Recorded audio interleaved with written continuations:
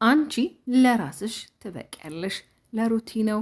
አድርሱልኝ። ላይክ፣ ሼር፣ ሰብስክራይብ እንዲሁም ሀሳብ አስተያየታችሁን ኮሜንት ላይ አስፈሩልኝ።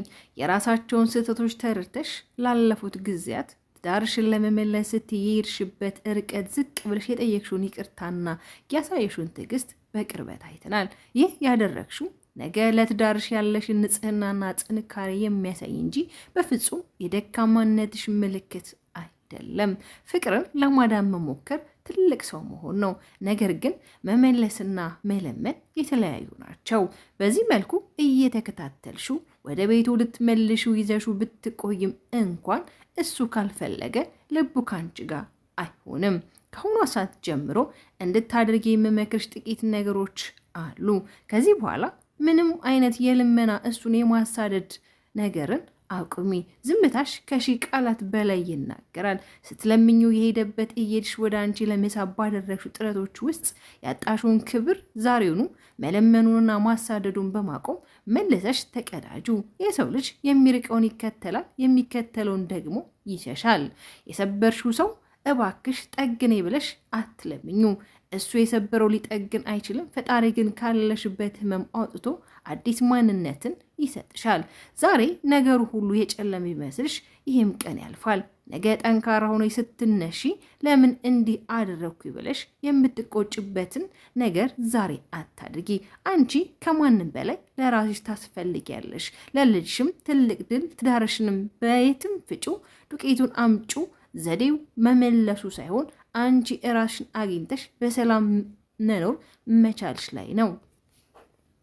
ከሁለት ልትወጣ ጫፍ ደርሳል አብርሃም።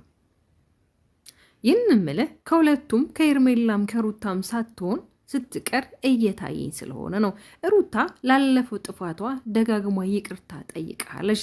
ትዳራችሁ እንዲቀጥልም እግር ስር ወድቃ ለምናለች።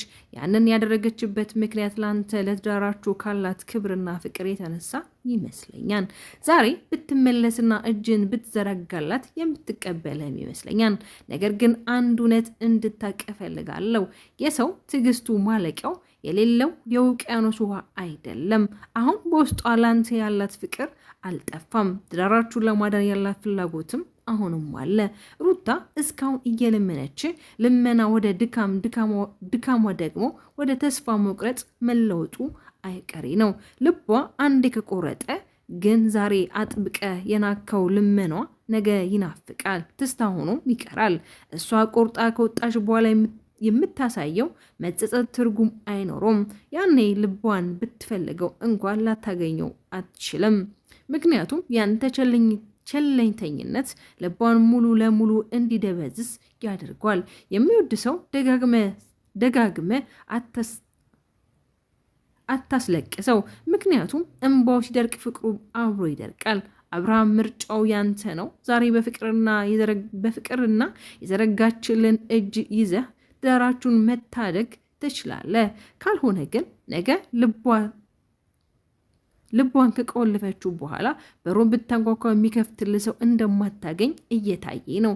ያኔ እሷ የሰላም እንቅልፍ ትተኛለች። አንተ ግን ለምን ያኔ አልሰማኋትም?